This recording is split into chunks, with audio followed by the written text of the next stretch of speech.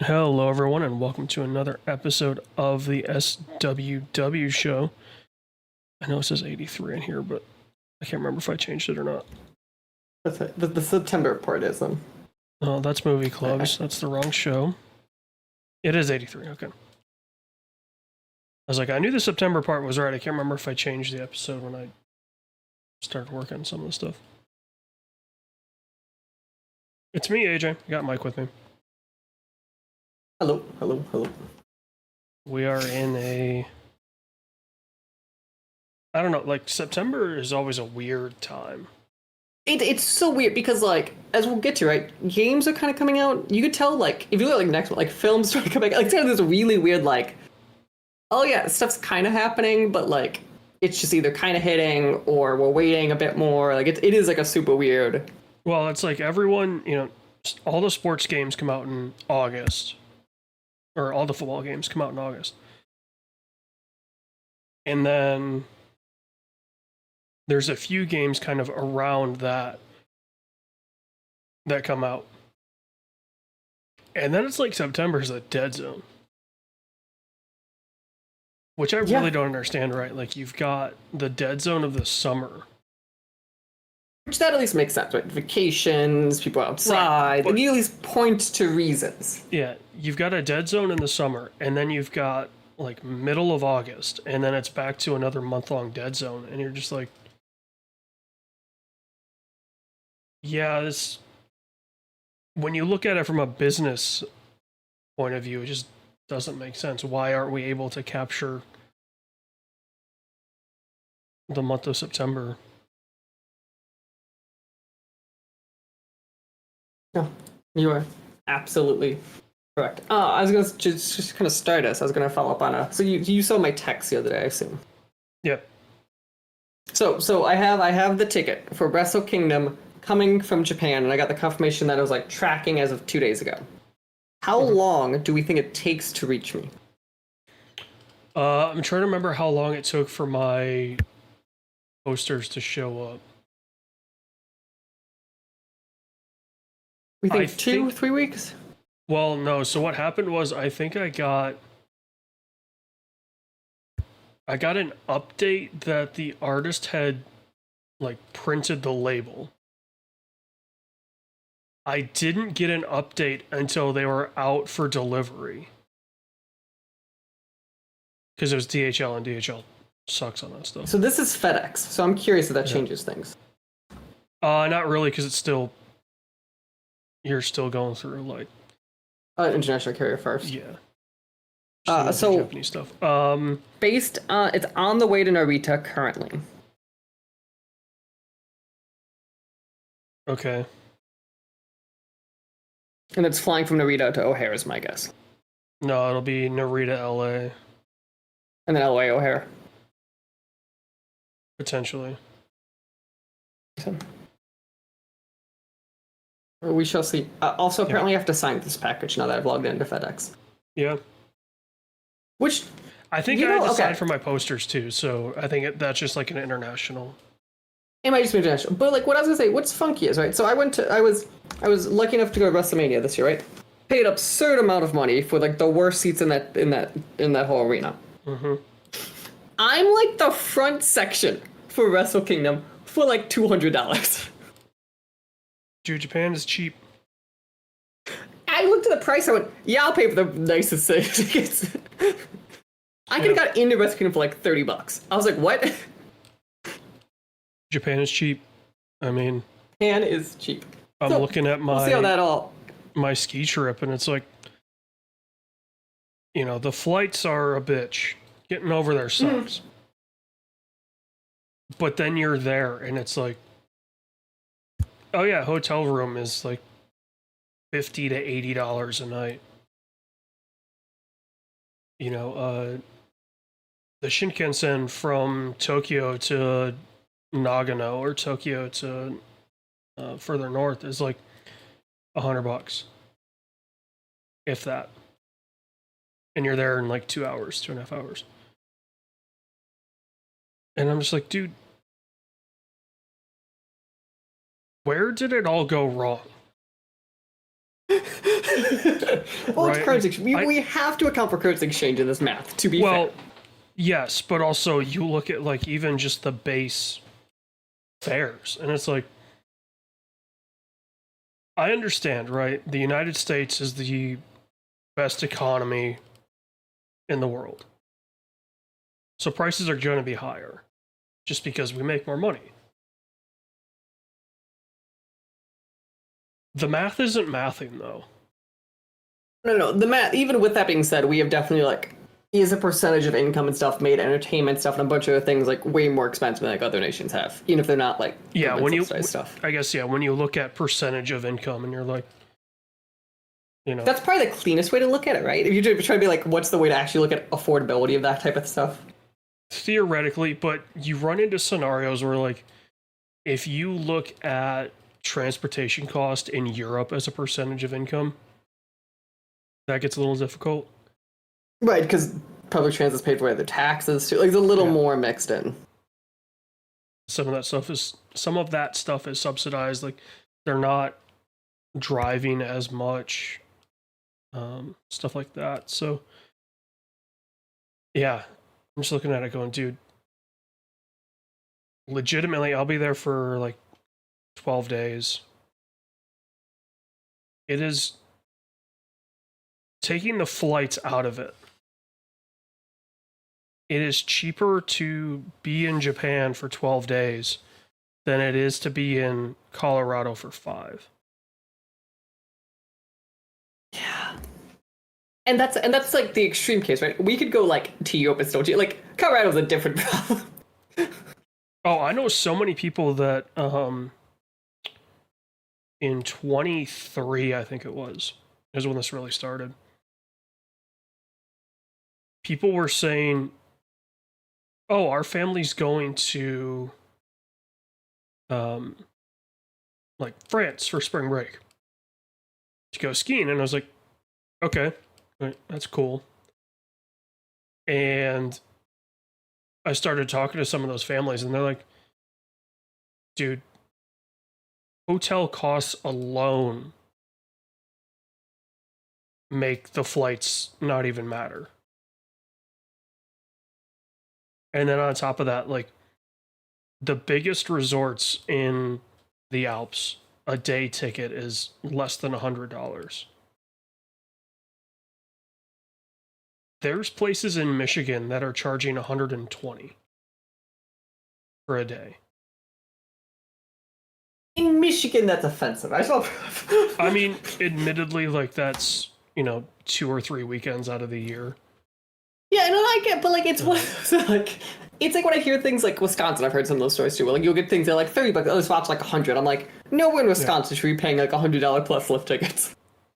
And you've got several places in Utah that are over 300. You've got Colorado that is approaching 300, if not probably this year they'll be 300. So let's see. Let's see. What do we think of Vail Day Pass? 280. Not even. Oh, is this lift ticket? Is the Day Pass or lift ticket different than the Day Pass? It depends on what you're looking at. I have you can get an, Jesus Christ, a 1-day lift ticket that works on any day of the year on Vail.com. Are you ready to guess it? I'm on their. I haven't gotten to it yet, but I'm on their website. Yeah, then take a wild guess here. I'm sticking with 280. And to clarify, this is refundable for $319. Are you looking at the 1-day lift ticket advance purchase? Under lift tickets? Maybe it's under that. Yeah, it's under lift access /tickets. Oh, yeah. I want to Google this one. I just didn't scroll down far enough. Oh, okay. Yeah, I mean, that's sounds about right. Insane. Insane. That's all I Now, gotta say. now, granted, right, like the United States has latched on to pass sales. Yeah, no one's really buying the day one unless So, you're I going on mean, like a little day trip. okay, if I want to buy a season pass to Vail Resorts, so it's the Epic Pass. Mhm. They have 1, 2, 3, 4, 5 in Colorado, 1 in Utah, 3 in California, 1 in Washington.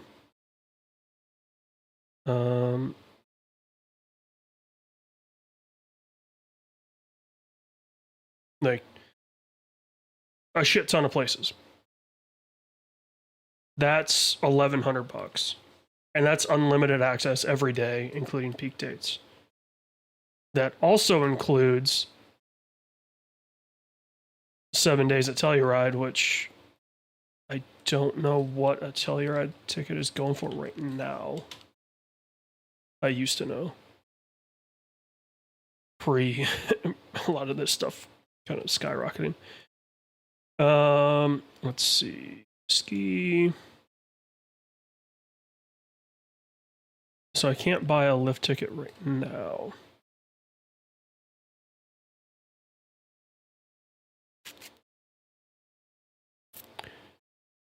And I'm not seeing a price, but it's expensive for sure.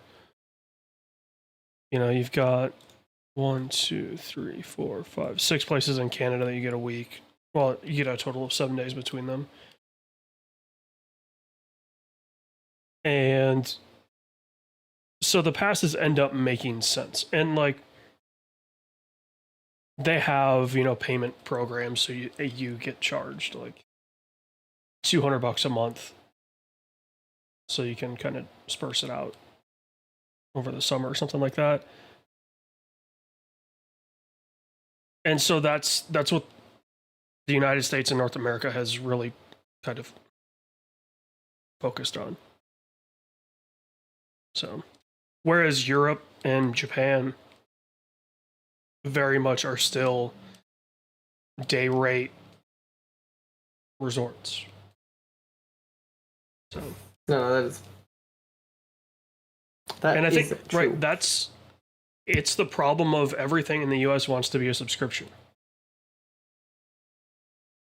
And that's So I think that's part of it. I also do think there's at least I think the skiing part and like the snowboard, like this part's unique also in the sense of like it's become really popular relative last like couple decades, and we can't exactly make more mountains. Like the problem was like these are things with very natural capacity problems, and we've definitely reached that capacity if it was just a free product. oh, COVID definitely fucked the system. And that's why I'm not saying this is the correct solution. I'm just going. There's obviously at least there is a problem of the we can't just have these things $10 anymore because they'll be full in 2 seconds. Yeah. So. Yeah, I mean, also it's like I hate to say it, but you know, a lot of these places are high end, and so therefore they need the high end infrastructure, and it's like, everyone wants to be on a, you know, heated, covered chairlift or in a gondola, something like that. Well, those cost $20 million when it's all said and done. And when you're putting in 2 of those at your resort every few years, you gotta make that money somehow. So, you know, the unfortunate reality is we're going to see a lot of smaller places die because of price inflation, because people just don't go. Yeah, no, and like this is the problem, right? Is like I think we both agree that like there are problems here. We don't like the current solution, but like there isn't a sustainable. Like, no one I think has presented a sustainable solution yet. It's because there isn't one. Yeah, Right, no, and that's like, probably the truth. The reason Europe can get away with stuff being so cheap especially ski wise, is A, people don't make as much money, but B, these things are either wholly owned by the country or the city, or at least partially owned. And in the US, a lot of these resorts are on Forest Service leases. So they can't operate in the spring, they can't operate in the fall because of migratory patterns. So they need to make their money in the winter and now in the summer. So yeah. Infrastructure problems, ladies and gentlemen. Go support your local everything, right? Like just local. Just whatever you got. Winter's coming up, like go support your local ski areas. If you don't know how to ski or snowboard, and you live in an area where it snows, I think it's the smartest thing to do. Also, like in general speaking, like the local spots are better places to learn too. Oh yeah. Like those workers don't have as much. Like they're made to kind of teach you the little stuff versus like the big ones being like, go down this giant mountain. Good luck. Yeah, runs are a lot shorter. They're way more mellow. You're not going to be going as fast. Like yeah, it's great, and it gives you something to do. Yeah, no, and winter's a good time. How many people do you know that bitch about the winter in the Midwest, but they don't have any winter hobbies?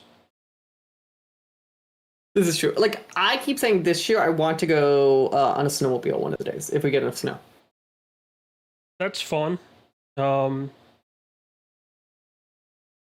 think the problem in the Midwest is if you're going to go sledding, you're kind of just like touring local gas stations effectively. Yeah. Or you're like hitting campsites. See, I tend to be like go on like a frozen lake, for example, or something like that. Yeah. Or yeah, you can go do ice stuff. You know, there is a sense of adrenaline rush when you're ripping across the ice, A, because you don't really have reference points, so you don't necessarily know how fast you're going, and B, you're like, I'm on ice, this could give way. Also, 100% growing up one time, me and my dad were on the snowmobile, and 100% the ice was cracking behind us. You could hear it. Those are the stressful times. That's when you just gun that bitch, and you're like, well. He's like, hang on. It's going to turn into a jet ski here in a second, but we'll figure it out.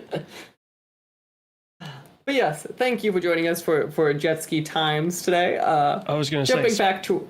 Speaking of figuring it out, did Borderlands 4 figure it out? Honestly, yes. So let's start there then. Borderlands 4. So I'm I want to call it like 20-ish so hours, 25 hours in. I'm like, so there's like 3 main zones. I think it's probably a 4th main zone, but there's like 3 main zones that you know of. I have completed the story in one of them, and I'm in the middle of like a second of those zones. Who know the game, we kind of know what that means. And my first impression, like that first night, was I was kind of like, enemies a little harder to see. I didn't love like the guns I was getting. But I do think kind of the game kind of gets into a decent flow. So there's some changes people don't know. Like, so the Borderlands 4, the whole shtick now is it's a full open world game. There's like a couple little like sub-zone you do like during like certain things, but like broadly speaking, it's like where it used to be like Borderlands was kind of known for those like chunk worlds, right? You'd go like through a level and you have to like load into the next chunk.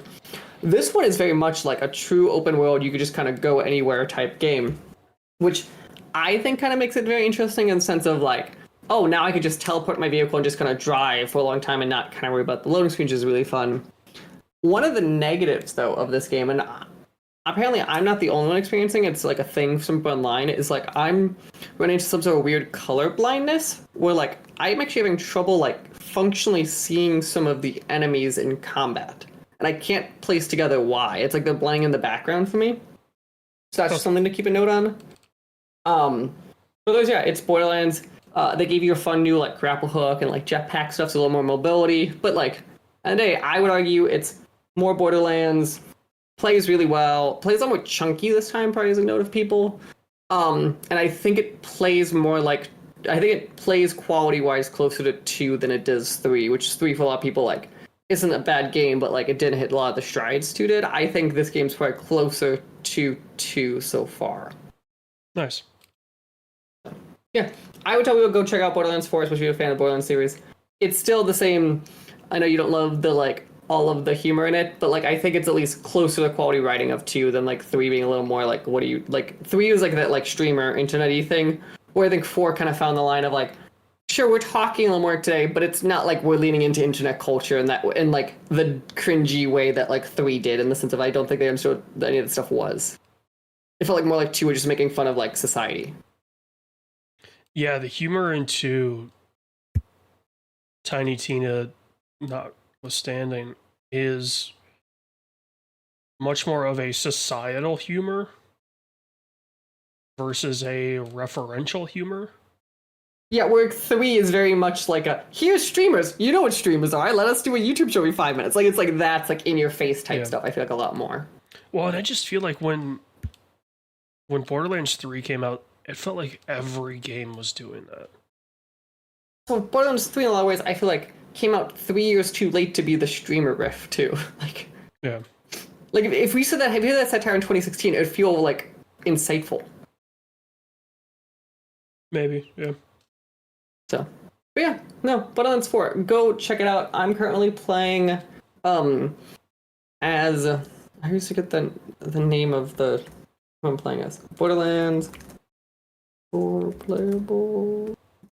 I am playing as Rafa. He's an Exo soldier, so basically means he has 2 turrets on the back of him that you can upgrade to either be a deployable turret or, like, shoot rockets and any of that fun stuff. So, if we're playing by myself, it's actually a pretty decent little thing. Nice. So, Borderlands 4. Go check it out. Only $69.99, not the, like, $80 games, at least. Yeah. So within those worlds.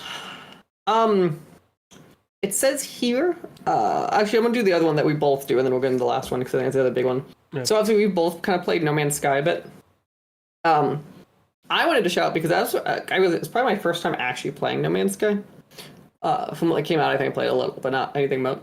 And, like, that game, I think I almost feel like it's, from the streaming, a bit too open in the sense of I feel like I wish there was some more, like, a little more objective guiding me, but I am very impressed by, like, how good that gameplay, like, feels to play and get around and broadly upgrade things, and, like, I kind of understand now, oh, this is how this game's lasted 9 years. Yeah. Yeah, I think the openness also hurts in multiplayer. I think in single player, it's totally fine. That's probably true, because you can just go fuck around a bit more. Yeah, you can go and fuck around, and the missions are broad enough that you can kind of follow one and then do whatever you want. Whereas in multiplayer, like, effectively all it is, oh, hey, here's your friend's game. You're playing in their game now. Or whoever the host is. And your, what do we say? Like, progress doesn't save, but position does. Something like that. Yeah, no, it was real funky. It was like, yeah, where you literally are saving, but, like, I think it's like yeah. I don't know if I fully understand either, like, what's happening. So, but then, yeah, I mean, that thing's, I'm always amazed because, you know, you would see the yearly update or the bi-yearly update of No Man's Sky, and you're just like, what did I miss? Well, like, I guess my thing at this point is, right, it's like, this game obviously made a shit ton of money, right, and that's how they're supporting this. Like, at a certain point, like, when I see the game like this, like, 9 years old, is just producing free content, like, at some point they're gonna run out of money. Well, my question is, like, for the team at Hello, like, they have their game where it's like, oh, it's the world is the entire Earth, or whatever. It's Earth scale, I think is what they said. Why are you still feeding No Man's Sky. I'm grateful that you are, because it's been a fun streaming game for the past few weeks. But what, why, I guess, is my question. And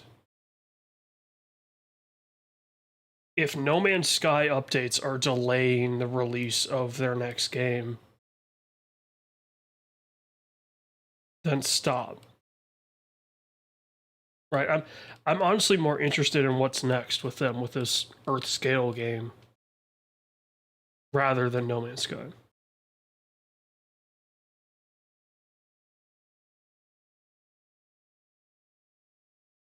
I think I'm also unique in that. Like, there's not a huge population of people that have that same thought process. It's my Minecraft thing of like, at a certain point I go, I get you keep doing this forever, but like, I'm good with this product. We can move on. Yeah. And I mean, looking back at some of the updates, it's like, okay, you added this thing. 6 months later, you kind of just maybe added something that could have been part of that update 6 months ago, and then the next update, you're like, I feel like this could have all been one major content update, like every 2 years, rather than kind of the slow drip. And yeah, like, it is Space Minecraft, right? It has the difficulty modifiers. It has a creative mode. It's kind of got the, you need to go to the end. You need to go to the center of the universe. And it seems to be, I mean, obviously it's not the same success level that Minecraft has, but it's holding on. No, it totally is. Like, that's one thing, is like, it's objectively. So, but yeah, No Man's Sky. And then lastly, I've been seeing this on Discord. I've been waiting to ask you about this. Yeah. I see here a small little unknown indie darling is listed here. An early access project, if I believe correctly. Yep. Would you please tell us about your experience in the world of Skate? San Vansterdam, I guess what it's called. That's what the town's called. Yeah. I streamed this recently and highlighted a lot of the issues that I have with the game. And those haven't changed.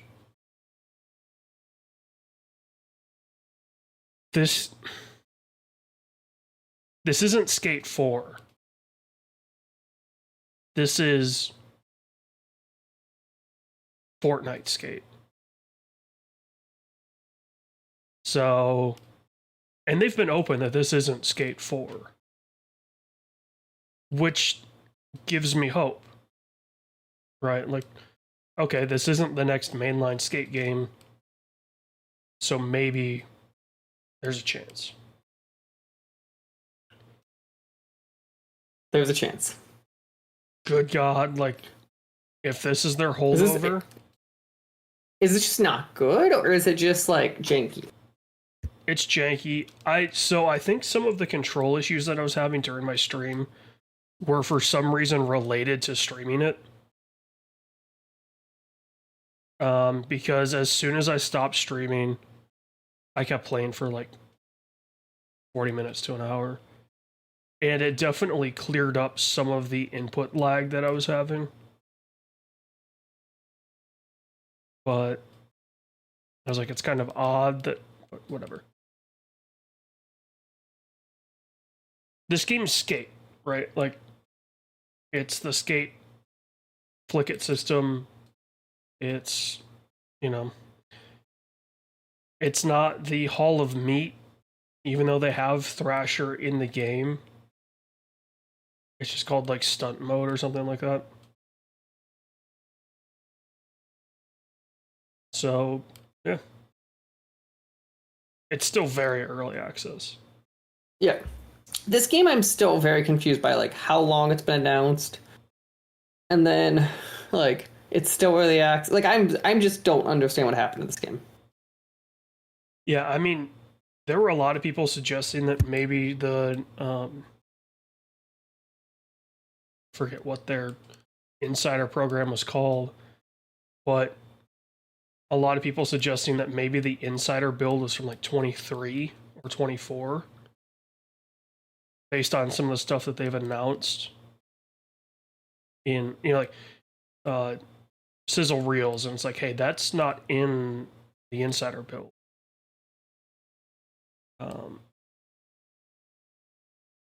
And yeah, it's got its server issues. You know, like if you hop on Friday night, you're going to be sitting in a server queue. And that could be 30 seconds, it could be 30 minutes. And it just depends. I will say, once you get in, it seems like you can just let it go. And Really? just stay in. I don't know if there's like But it's just idle kick or something like that. But yeah. There's a lot of stuff the game doesn't tell you in terms of why things are happening. It doesn't tell you why you're crashing. It doesn't tell you, you know, oh, you're, you know, you can turn on the visual stick so you can see how you're doing stuff. So you can be like, oh, okay, I guess I really was kind of scooping it more than actually flicking it. So that's why I did a shove instead of a flip.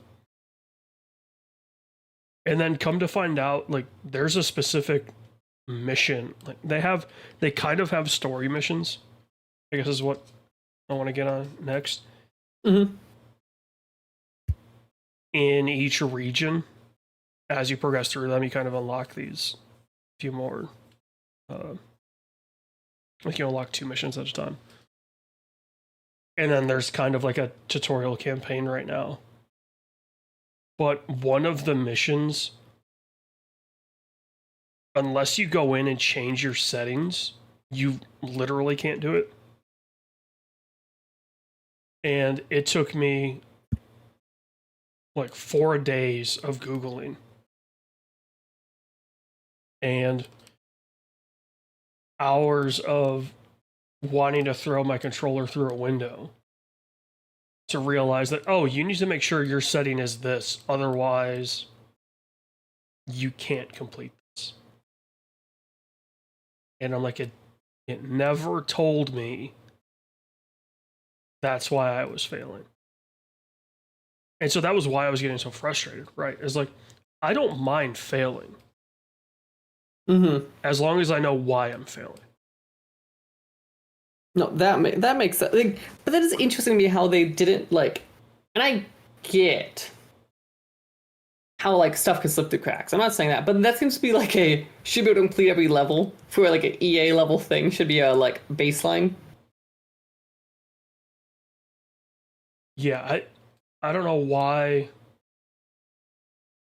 I don't know why that setting that I had to change wasn't on the higher setting as default.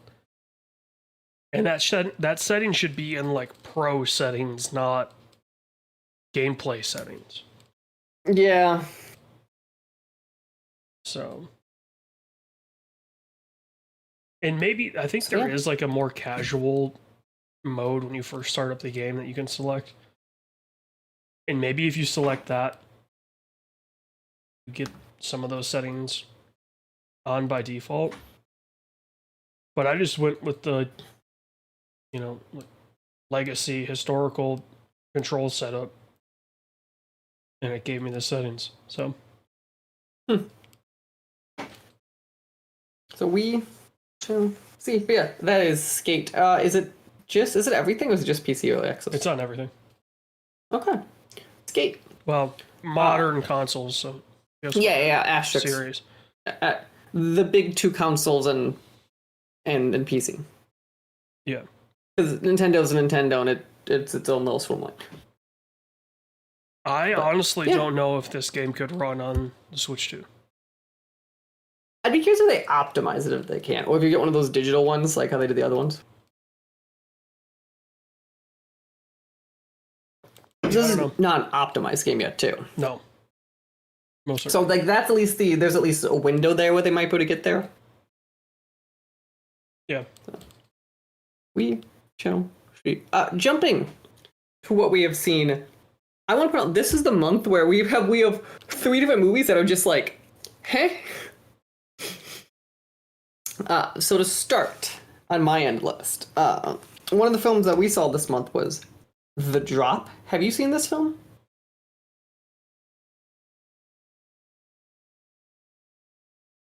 It's so generic of a title, I have to search it. It's the Tom Hardy, James Gandolfini one. It's one of his final films before he dies, where basically James Gandolfini runs a bar, and then like Tom Hardy's like his cousin who was a bartender, but it's a front for the mobs to drop the money. That's the drop part, and it's about kind of dealing with that and kind of as he goes through it. I thought it was a very interesting take on mob films that I've not seen before. Also, I do think Tom Hardy is one of those people that we have not put enough mob films, generally speaking. So well, he's in that. Honestly, is it Mobland? It's Mobland, and then and then it's the other film he did, whatever that was, where he played the twins, or like the two I always think of. Yeah. I was thinking he's done.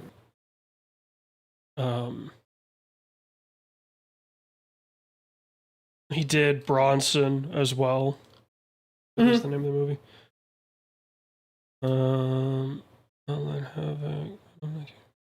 Bike Riders. I mean, that's kind of mob. Yeah, no, I'm not saying he hasn't done any, but like, I think he's one that like this is where like when we talk about good Tom Hardy, I think this is where you start seeing like really good Tom Hardy is these type of roles. Like it's kind of like the joke was like it's the Venom thing. He plays the grunt old guy who just kind of deals with shit. Like I think he is good at those type of things. So The Drop is something I would recommend people if they have not checked it out before. It generally speaking like has like 70s, 80s on its review, so it's generally respected film. And then the other one I saw, which I had never seen before this month, is Inherent Vice. I saw this because of the upcoming Paul Thomas Anderson film with Leo. I was like, oh, what's the other thing I haven't seen? And I had never seen this before last night. Have you seen Inherent Vice? It's from 2014. I think we talked about this, and I know of it. I don't think I ever saw it. It's a fucking movie. It is a film. Basically, like he's like Joaquin Phoenix is a PI, and it's about basically his ex-girlfriend disappearing and stuff. And it's the shady characters around them, and that's the Inherent Vice part. I thought it was a very different Paul Thomas Anderson film, and I was impressed by the cast of characters in this film, but B, for a film that I feel like I've not heard about, like the strong performances in it, like Joaquin Phoenix's performance, Catherine's Waters, like a few of them, you're like these are like performances I feel like should have put people way more in the map than they did. And I feel like this is a film that's, generally speaking, it seems like not as talked about in this filmography. And maybe just because his filmography is his filmography, so it is towards the bottom of it. But well, also like I do remember there was a lot of controversy around Max Landis and when this film was coming out. That this was pre the Max Landis stuff, though. No, this is when it was starting. Is this like when it was starting and then didn't get bad until later? Yeah, it was like, oh, hey, this dude's a complete and utter dirtbag, and he's got a new movie coming out. And you're like, oh, okay. Well, being way past that, and my guess is at this point, any of his royalties goes to victims. Yeah, hopefully. This one is like, also, I did not realize until we right now that RDJ was supposed to be Joaquin Phoenix. Okay. But no, I would tell people go check out this film, Inherent Vice. A note: it is definitely an R-rated film, like objectively an R-rated film across the board. So, just know for people. But I would tell people it's a fun one. Go check it out. It's an intense ride, and one that, again, I am shocked is not talked about more, at least today. So, and then finally, the final film on this list. I also have no clue, but it's on your side. What is highest to lowest? This is the new Spike Lee movie on Apple. I definitely saw people like either talking about it or something. It's not good. I was hearing people talk about being like Spike Lee has lost his touch. That's kind of the context I was hearing it. Shit, Spike Lee lost his touch 20 years ago. I'm gonna make sure I'm gonna say the controversial thing correctly. I want to double check myself. This is just an example that the whole world's lost their goddamn mind. I don't think Spike Lee's had a good film since Malcolm X. That's my controversial take. I'm looking at his filmography. 1992. Okay, so 30 years. That was pretty So close. I would say Do the Right Thing I generally like in Malcolm X, or like his two films that I generally like. Yeah.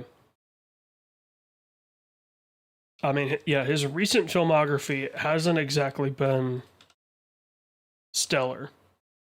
Like Chirac and Black Klansman, I feel like got pressed because of what they are, like narrative rise versus like literally what they were. Yeah, Black Klansman is definitely his best recent film. Mm. And it's okay. I think the problem with Black Klansman is like it gave him maybe that boost. Right? Like after Black Klansman, his next movie was Da 5 Bloods. Which I never heard of, to clarify. I had to look like, what is this film? And I believe it was a Netflix exclusive. Yeah, it looks like it was a Netflix exclusive. And then he did American Utopia the same year.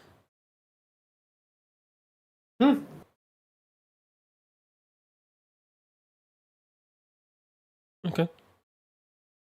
I mean, it's a little bit different. It's not a true movie. It's a like docudrama. And then Highest to Lowest is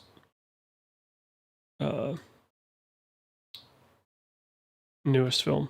So Da 5 Bloods and Highest to Lowest are his last two before or since Black Klansman. And yeah.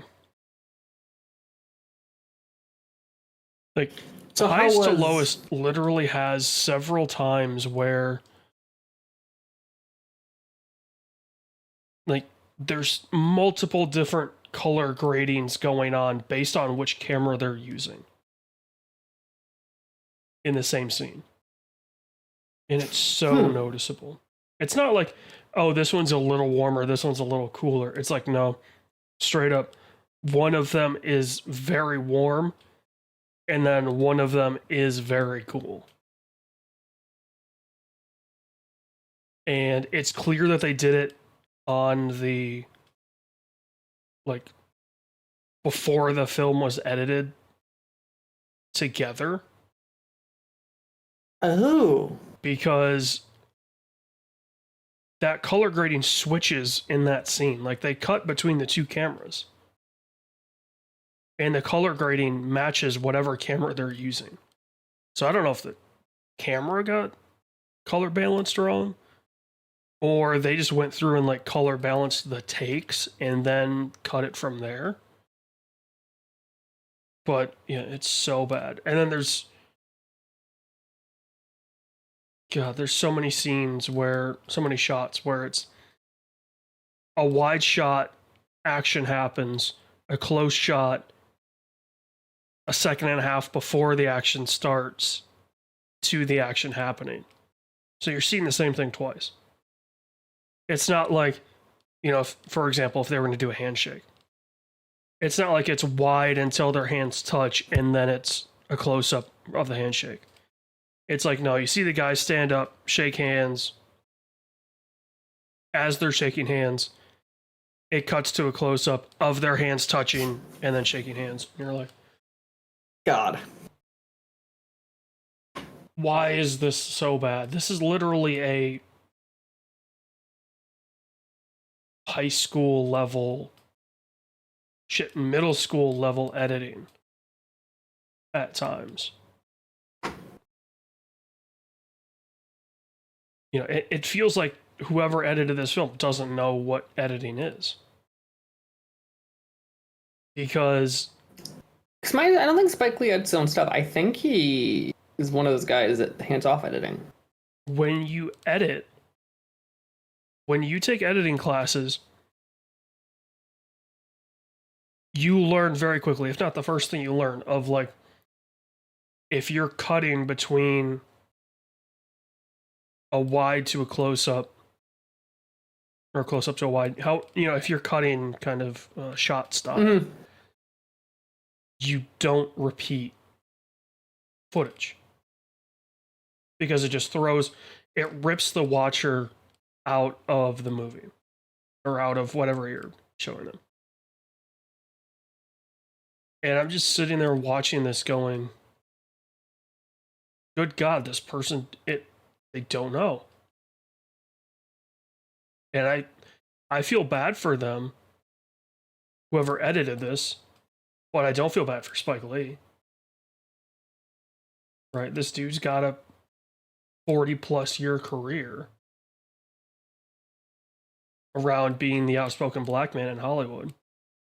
And I guess at a certain point, it's like, and maybe it's just because his stuff became less and less mainstream over time. I feel like that's where Spike, like, it's like, I feel like Spike Lee in some capacity, like, has rested on his laurels, and like, because his early career gets to be that guy in Hollywood, right? And like, because he does like other stuff, like he produces things, he consults, like he does kind of exist, but like, I very much think Spike Lee is a man that built his career, like, he built his career super early on and just kind of coasted on it since in a lot of ways. At least from a visible filmmaking point of view. We probably did other fights and did other things we don't see, but like from the films he makes, I feel like, which would sound really funny, he's in a lot of ways like the Kevin Smith kind of effect of like Kevin Smith made a couple films in the 90s that everyone points to, and then that's the thing he wrote his career off of. Yeah, but the difference is Kevin Smith doesn't try to keep going back to the well. He does, but he says he does. Let me phrase that. I would push back and say Kevin Smith definitely goes back to the well, but Kevin Smith will tell you he goes back to the well. But in terms of like, Kevin Smith isn't actively trying to make films. This is true. He's trying to hang out with his friends that happen to be in front of the camera. Yeah. He's not trying to tell this super deep, complex story, and then it falls flat on its fucking face. Right. The thing that saves BlacKkKlansman, in my mind, are the performances, and it genuinely feels like there was a producer over his shoulder through the entire process, directing him. Mm-hmm. With Highest to Lowest, it doesn't feel like that. The performances are okay. Like, and I'm not going to say it's one of the best out of Denzel, but, and it's certainly not his worst, but Jeffrey Wright gets just like typecast, and it sucks because that dude is so talented. And then A$AP Rocky certainly doesn't do himself any favors in this. And as a result, Denzel doesn't bring his best performance. There's an interview that Denzel gives where I forget what movie that it's for. If you've seen the clip, you definitely know what I'm talking about. Where he's talking about why a white director couldn't have directed the movie that they were in. Mm-hmm. And he was going on about it might be the little things. Maybe? No. Anyway. He's talking about how, like, oh, it was probably Fences. Martin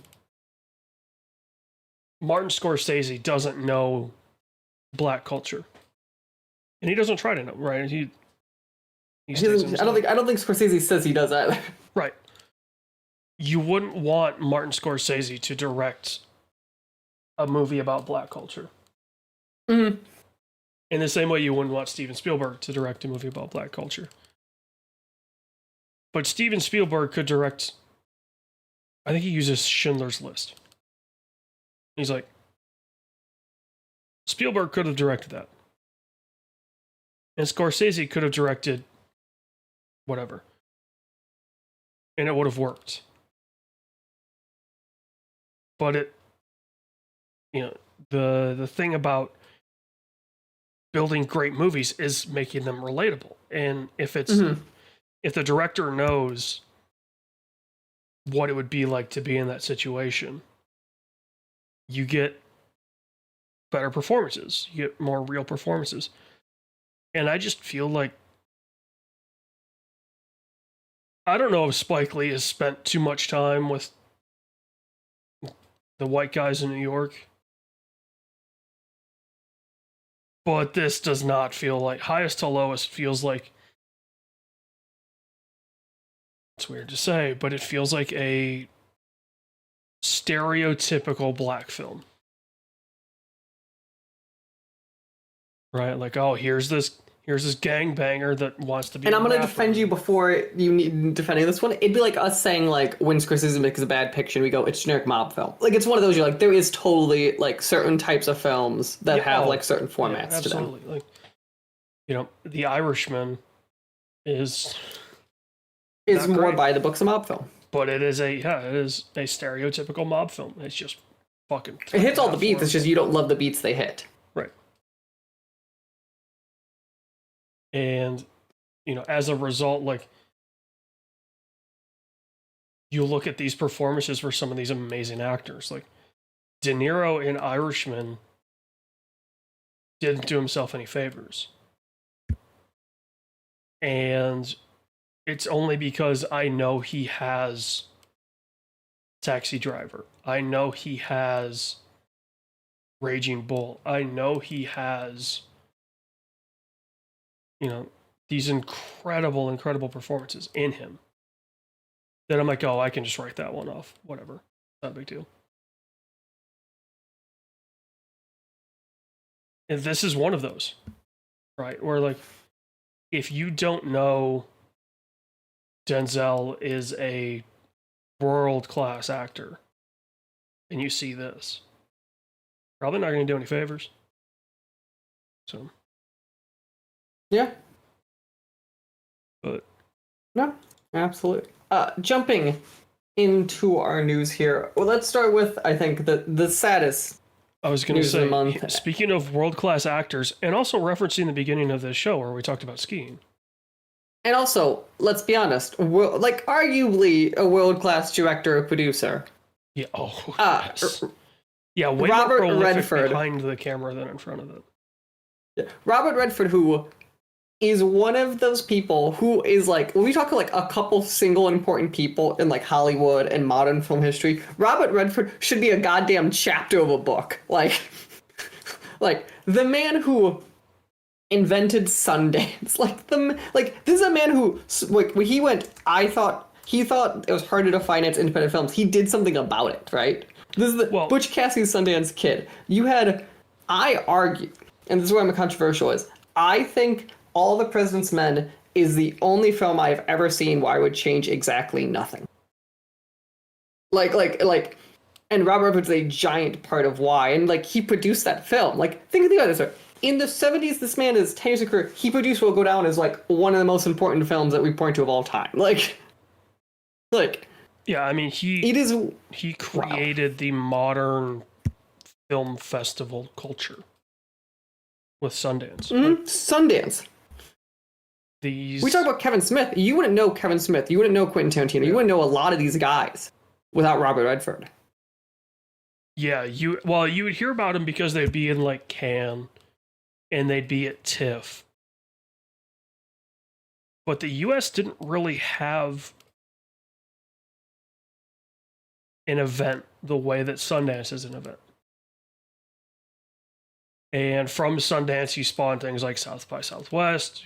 You've got, countless other events happening.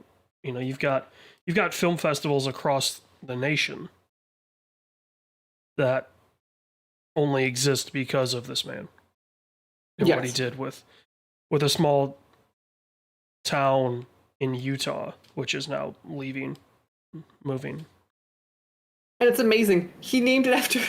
I still like how Sundance is named after the Sundance Kid. Yeah, I wanted to go ski there when I was out in Utah a few years ago, but I just didn't get the chance. Yeah. Yes. Robert Redford, objectively, one of the most important and best actors of generations. So an icon. As always, may he rest in peace and go check out one of his films. Yeah. So, next news, which weird sad. This was actually a pretty decent thing. I would say the next story. Christopher Nolan has officially been confirmed as the director of as the president of the Directors Guild of America, which obviously is the union that represents directors. The reason this is a relatively big deal, right? Where Actors Guild is relatively known for like famous actors running it or like actors. This is unusual because it's a very famous director running the Directors Guild in the height of his career and in the height of his negotiation, right? So Christopher Nolan is obviously a famous person who very much cares about the unions in Hollywood, very much cares about judge unions, fought for many things. This is going to be interesting to see now with probably the man who is like one of the strongest negotiators in Hollywood running the Directors Union, and I'll be curious kind of what changes that's able to make, because now you have someone who can now use this power of influence in general on top of his normal influence. Yeah, he doesn't seem like the type of guy that's going to use this as a negotiating tactic when it comes to his next deal. I mean him. I just mean but he is a negotiator. So yeah, if he could run this as a union. But I guess I don't see him being I don't see him approaching Columbia saying, "Hey, I'm the president of the DGA. I want an extra 3 points on this film." Right? What I picture him doing is building up that union to be like, "Hey, a director is going to be mandated X points bare minimum, and then salary of whatever." So no, absolutely. So, we shall see. I see it as nothing but a positive, I guess, for everyone. I think we both agree. Nothing coming from it but positive. So, the last two film stories I want to shout out is, first, we officially know that the Superman sequel is called Man of Tomorrow and will be coming out in July of 2027. And then lastly, here, Mortal Kombat 2 has been delayed out of this fall and into May of next year. It's wild to me that the sequel took 5 years to make. Well, especially when, I don't know if it was the first of the HBO Direct to Max movies, It was after one of the COVID, early ones. but it was Yeah. definitely one of the early ones. And it took them forever to announce that, oh, hey, this thing was super successful on Max. Yeah, I generally don't understand the like production hell of this film, which like because like there's not even like a rights problem. It's Warner. Like Yeah. so. I mean, arguably, right? Like, the production hell is just the shitstorm that Warner has been in for the past 5 years. And that's true. And like, sure, there's strike stuff, but like, functionally speaking, like this film got casted in the last like 6 months. Like, it's not even like they were ready before the strikes. Yeah. No, just in terms of like, Warner proper has been in like an eternal merger You mean for the too past. soon to be Skydance Warner Brothers Discovery? Yeah. Soon to be Disney. Soon to be Disney or not Disney are your two options. Yeah. So, but jumping into games, let's kind of get to our final big segment here. First, nothing new in Roblox. We'll keep our eye out to see how how that operation's running. Yeah. I almost said something I thought was going to suit, so I wrote by my time. Let's jump into a first news story of the month. This news story might sound like a flashback, but no, this is the second time in a year this news story is happening. Microsoft's raising the cost on their Xbox consoles. So to give you an idea, this one is a US only effect. It's basically affected because of the tariffs. So here are the new prices of all Microsoft consoles effective immediately. The Series S is going from an MSRP $379 to $399. The Series X is going from $599 to $649. The Series X Digital is going from $549 to $599. And lastly, the 2 terabyte Series X is going from $729 to $799. I'm being serious. Make sense. Yeah, that one actually makes the least amount of sense because even percentage-wise, it doesn't actually make sense. Unless they're using that one to eat costs on the other ones, is what I was going to run at. Like, I wonder if, like, the Series X, honestly, both the digital and just Series X to TV, I wonder if that's paying for the Series S to have a smaller increase. I mean, you're looking at 20... Because look at it from a percentage point of view. 20, is what you 50, should be looking at it. 50... Because there's 250 increases, like... The 50 increase on two number, like, there's a $549 to a $599 and a $599 to $649. They both have a $50 increase, but, like, obviously Series X is going to hit with tariffs harder because it's a higher price point with its goods in it. Just think about it this way, right? Like, you now have a $200 gap between the Series S and the X Digital. Yeah. And the number of developers that you hear like, I hate the S. Yeah. we can't get this fucking thing running on the S. Right? Like, the S is always... You don't hear this about the base PS5. You don't hear this about anything else. It's literally because of this fucking dumbass box. system. We're running No, I've many universally heard the exact same thing. Yeah, and you're like, yeah, no, I just. But now you can see why, though. You can't be Microsoft and selling your first console at $600 as the cheapest option, though. no, that's and their that's problem. I mean, that's fine, right? So, what they should have done is they should have the Series X digital at $499 and the Series X at like $549.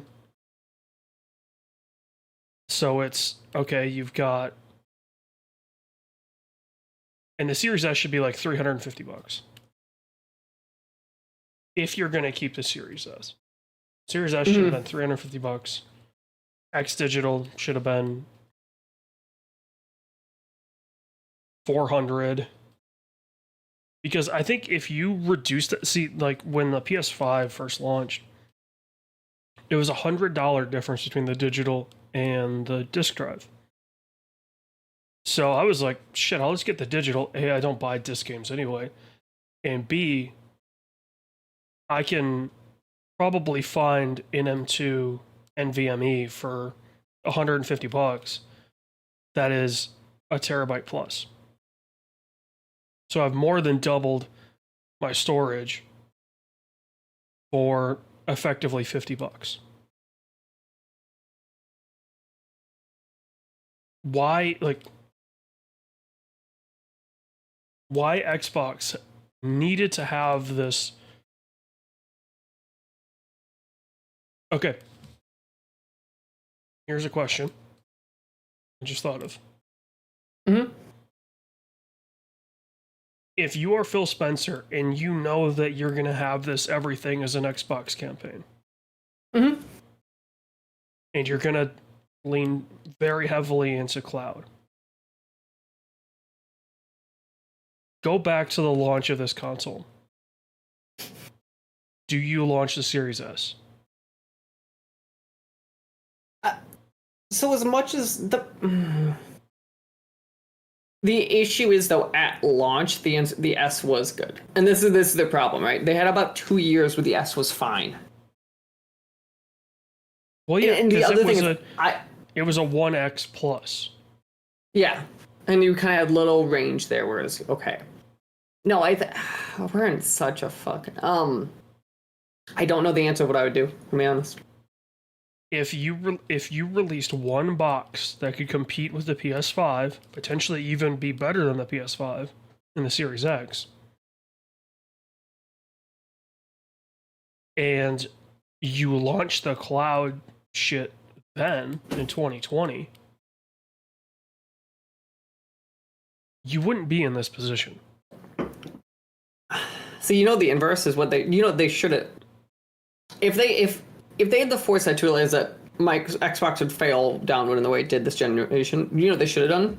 Really gone, fuck it, wait till at least to 21, because by then the cloud stuff worked. Because their problem is the cloud stuff didn't work in the beginning super well.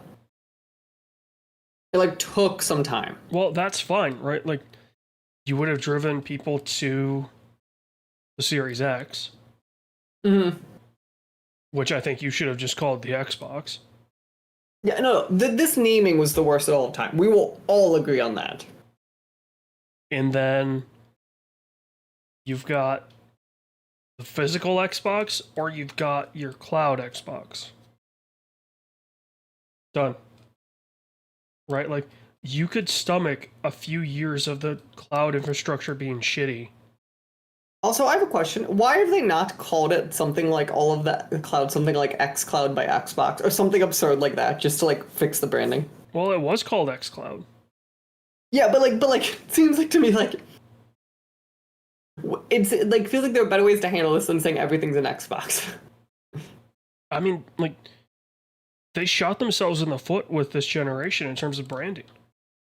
No, we 100%. knew the cloud platform was called xCloud before the series stuff happened. Mm-hmm. That, they weren't keeping that a secret. It was going to be called xCloud. To be fair, though, this is the company that decided to make Xbox One as the console before this. Which, I will say, hindsight's 2020, obviously. If they had waited 2 years to launch that console, the number of people that would have been willing to use their Xbox as their home theater, as their one thing, right? That would have landed so much harder. Yeah, no, it is. I truly think in a lot of ways Microsoft was just behind, ahead of generation. In a lot of ways they were this was wild. 2013 Microsoft was right. They were just wrong on when. 2013 Microsoft saw what 2025 was going to be. That's what I mean. They were 100% wrong when, but they were correct. Yeah, they saw where we were going to be in 2025. They just thought it was going to be in 2015. Yes. So. And then I think because they got so damn gun shy with the Xbox One, they've just been on the back foot since. Mm-hmm. And they can't take their fucking foot out of their mouth. And in a way, you hate to see it because it's like, it doesn't matter what brand you support. Xbox is going to fail, and it's going to take so many brands down with it. And I am so like we both agree that I think the way we think of Xbox is going to fail at some point. I think there is probably a future for a brand called Xbox by Microsoft. Like I'm gonna be so curious. Like, do they become like just a third party publisher? Do they kind of have this weird integration because they do have some hardware there? Like I'm so gonna be curious. Like, what is Xbox 5-10 years from now, or what it becomes? I'm not convinced Microsoft's done in gaming. Yeah, I think there will always be MGS. Mm-hmm.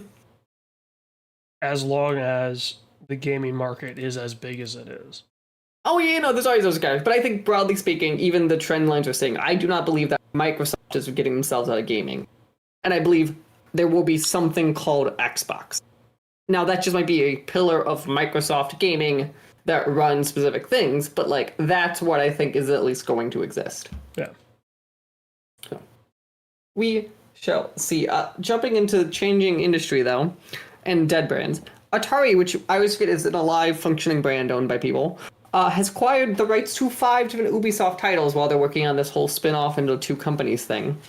These 5 new titles that Atari now owns is Cold Fear from 2005, Child of Eden from 2011, I Am Alive from 2012, Grow Home from 2015, and Grow Up from 2016. We know they own these now.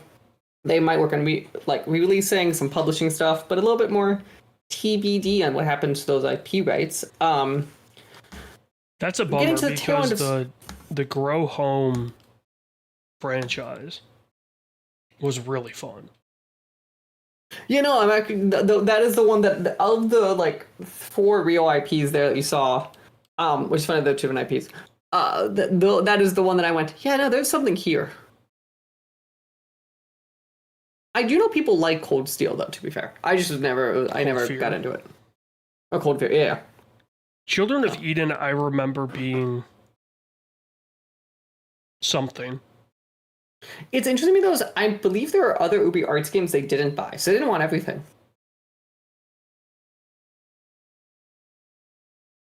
I don't remember I Am Alive. I didn't remember that one either. But yeah, Grow Home and Grow Up were really fun. Had really fun art styles and mechanics and just play styles in general. And Child of Eden, if I remember right, was decently well received. I do think you're right. That one I do remember people pointing it. But jumping into what is the weirdest news of the month? Speaking of dying console brands. Pre-looking at the story, would you have been willing to bet any amount of money what I'm about to say was going to I don't know if I would have guessed that it was happening now.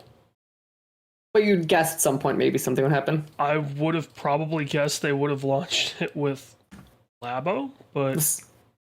Yeah. So people who are kind of curious what I'm getting at here. The Virtual Boar is coming back!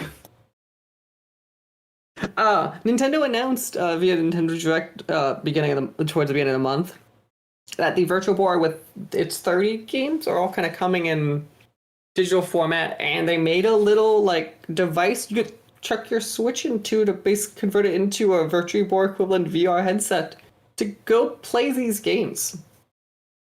Oh, Nintendo, just never change. I don't know what to say. It's Nintendo.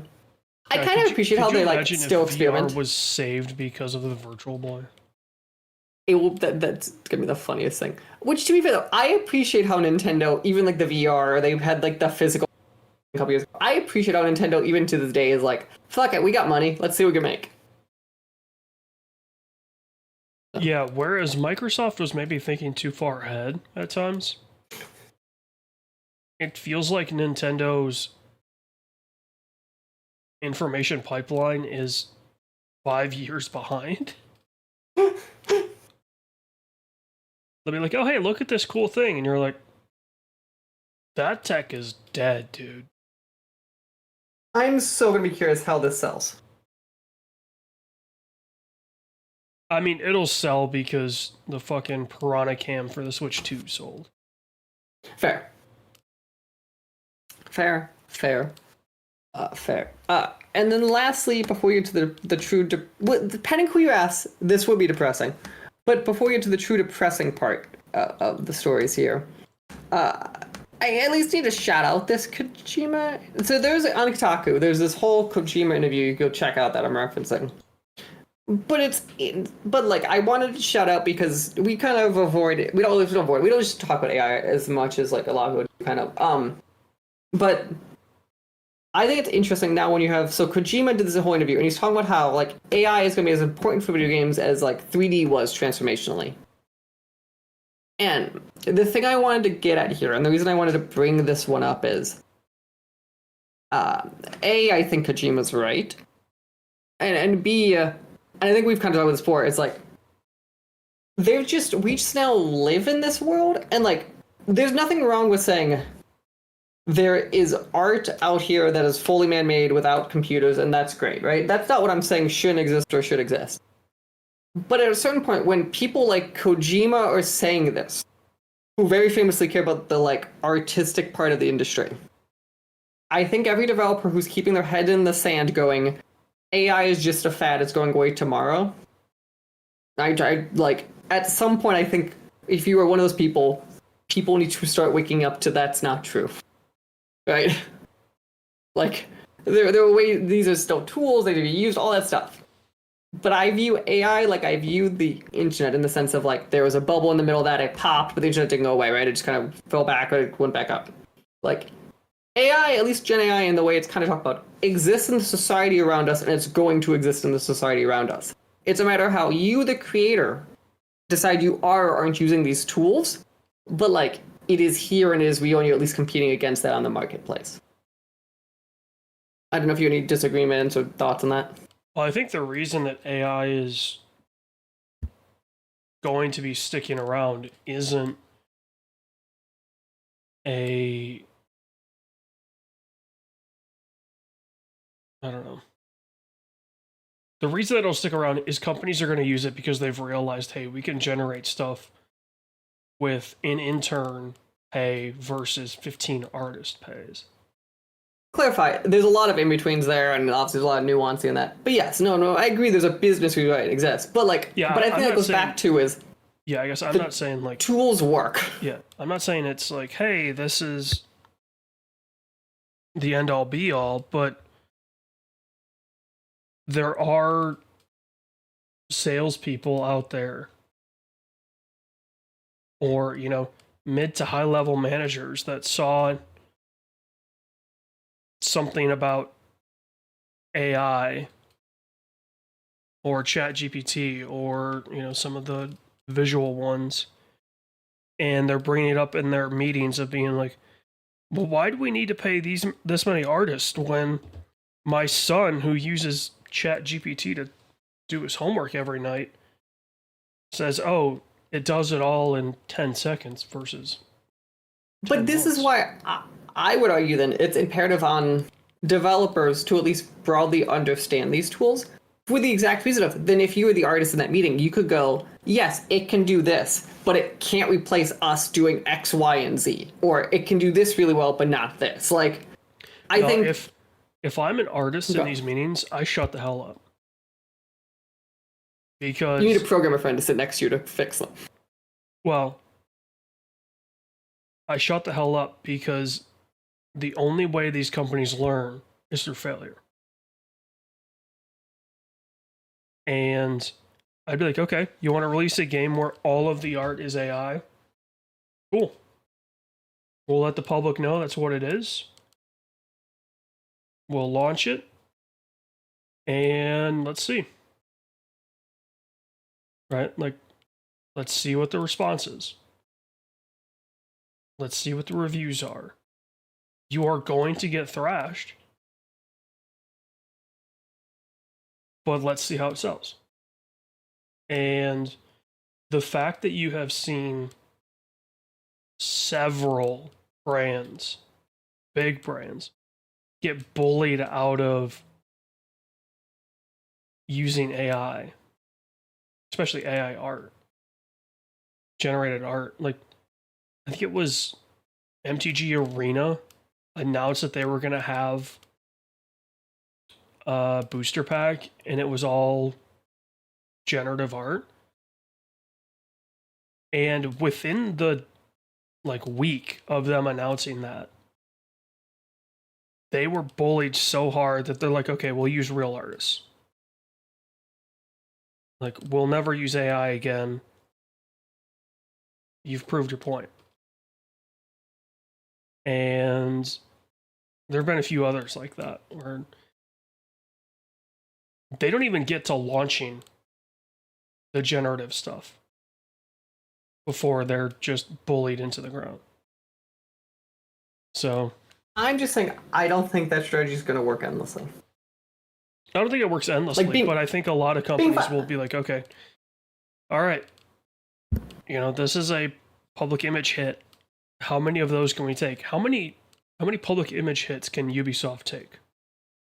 This is true, but I guess I view it as how many films and games are right now using Gen AI, and it isn't like they replaced everyone. It's now this tool's AI powered, and we're just not talking about it because it's an AI tool. Like, this is I think this is more how you're seeing AI being integrated, or you're seeing it like in the way like, hey, we all use Google. Use AI now, whether you like it or not. Like, I think these are the ways AI is more happening. Oh, I think for tools like SpeedTree is a great example. Hmm? You don't need, it saves a shit ton of time to use a tool like SpeedTree. Like, you don't need it to be a unique snowflake tree. Just being honest, like, it's okay if this tree kind of looks like another tree in the game. But as long as you can art style it up the way you need. And SpeedTree, is a cool tool in the sense of, like, I can define what are branches, what are options, what are heads, like, so I could still make the pipeline kind of into what I want, and then it just generates them out from it. Yeah, you give them a reference of your art style and types of trees, especially like if you're going to do a game on a foreign world, right? Like, SpeedTree doesn't know what a normal tree looks like on that planet. It knows what a Norwegian fir looks like, and it knows how to generate those. So you still need somebody real to create the assets that it builds from. But then instead of an artist spending 5 weeks putting these damn trees in, it takes an hour. Oh, it's like 3 days. Yeah. I do think that's going to be a lot of things you're going to see too. It's a lot more of those type of things, and you already saw it happen honestly before this. But I do think we're going to see more and more of those type of things happening. And in a lot of ways, it helps smaller brands. This is the catch-22 on this tech right here. Yeah. Is this?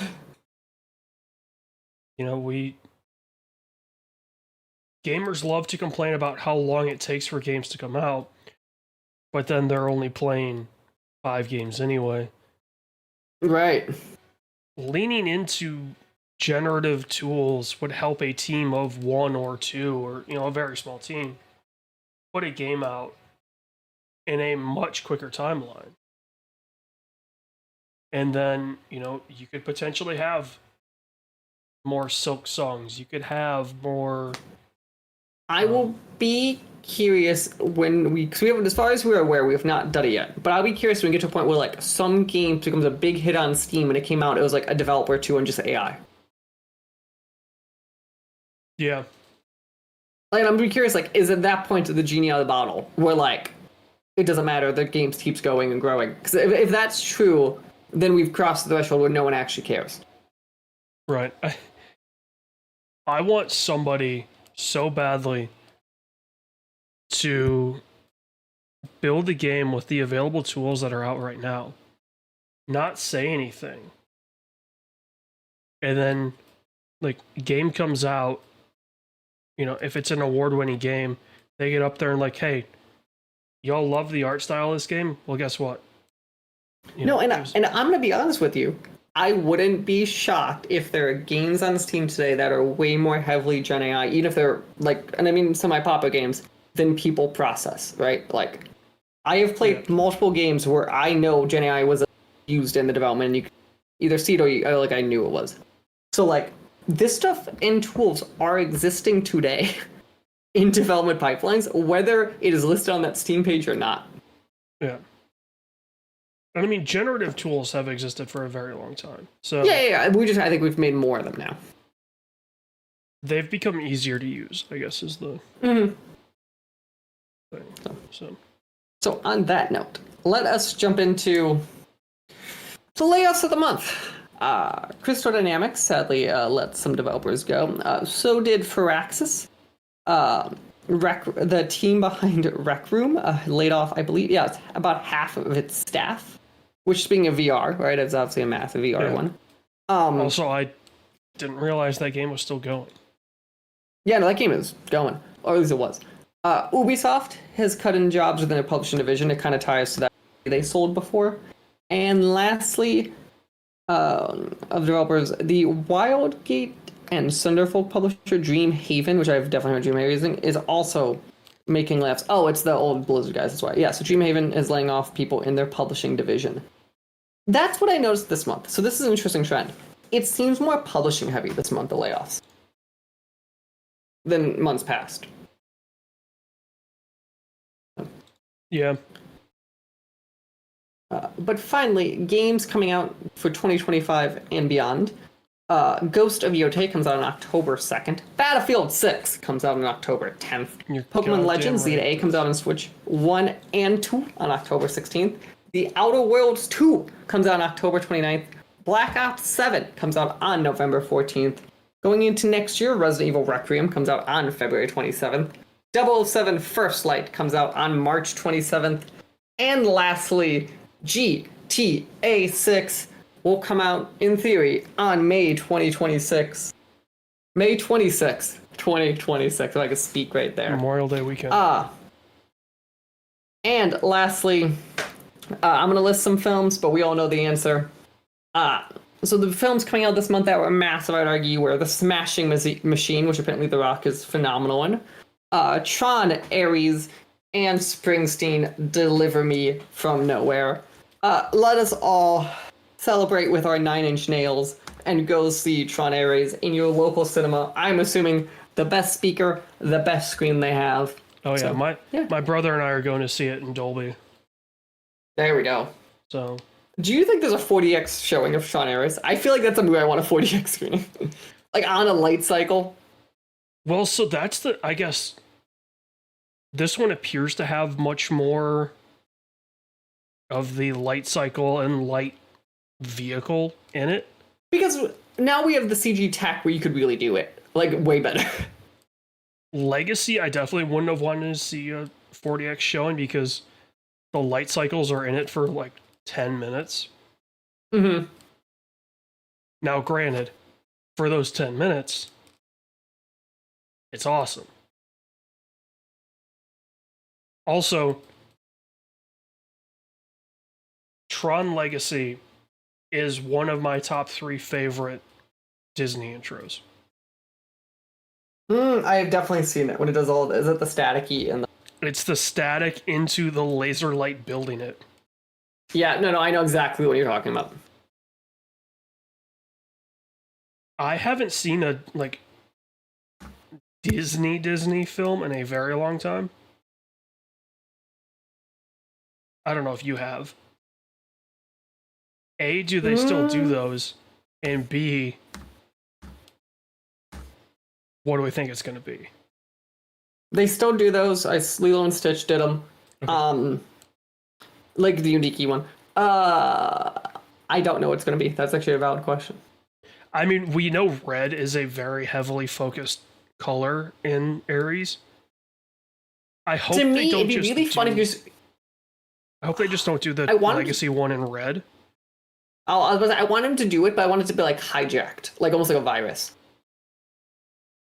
Like you start with it, and then like it sure turns red, but like really like fuck with it. maybe. It seems to be also a more grounded, potentially, film, even though we're Yeah, seeing no, that's like going. the light vehicles come from Tron into the real world. If they do something as bold, they would never do it because they're Disney, and bold to them is putting pepper on something. If they were to do it where it is black, right? Like, last trailer ends and it's black, and all you hear is the opening song from Nine Inch Nails. I don't know what it is, right? I haven't looked at the actual set list for the soundtrack. That song just starts playing. Mm-hmm. And then it just boom, and it's a red outline of the castle, and then Walt Disney Pictures. It's just like a static screen, and then it goes away. And it's just like, here you go. Here is Tron.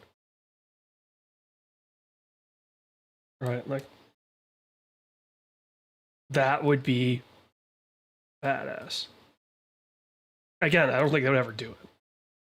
Mm-hmm. It would be sweet. We shall see. But yeah, that is all we have for the month of the Halloween of October. Go check it out. Go support your local trick-or-treaters if you're over the age of, we'll say like 15. Hear me out. I am willing to give anyone in high school is allowed to trick-or-treat as long as they're actually in costume. That's my line. I think 13 is kind of the last year that you can get away with it until you're 18. That's fair. But like, hear me out though. If a 17-year-old in a real costume comes over my door, I'll give them candy. Now, if a 16-year-old shows up with no costume, they're not getting candy. Yeah. It's kind of like, it's like you put in the effort, I accept it kind of thing. You're trying to still be a kid. As long as you put in the minimal effort, I'm okay. Yeah. You know, if what we should do, I should come down to your house and just be like sitting there on the porch with one of those salt guns that you use for flies. Some teenager comes up and they're just in like a tracksuit, and I'm like, pa, pa, da, da, da. Nope. But what's funny is like you don't explain the like rules to pass by you. Everyone's just a little bit stressed when they walk by. Yeah. And you like boo if you like come up the sidewalk and I see you, I'm like, nope, boom, judgment call. Just, do I think it's actually a costume, or do I think you just hold the the case off your pillow and you're walking around just trying to get free candy? If that's the case, you're getting salted. Yeah, no, I'm not giving you. If I feel like if I see a group of teenagers go up and they're just doing that, you're not getting candy. Yeah. So. But on that note, give me a super soaker filled with salt water. I'll do some damage. I don't know. That seems. I'll get your neighborhood shaped up. Oh boy, my neighbor's selling their house. I feel like that's gonna lower them. To be fair, if they sell their house for way less, maybe we'll lower my taxes. Okay, we have ideas here. Yep. We'll think about this one, and we'll be back. But yes, that is all we have this month for the SWW Show. Thank you again for joining us. Remember, Wednesdays, streams. Fridays, go check out your podcast feeds. And yeah, I think that's all we got. So we shall see everyone next time.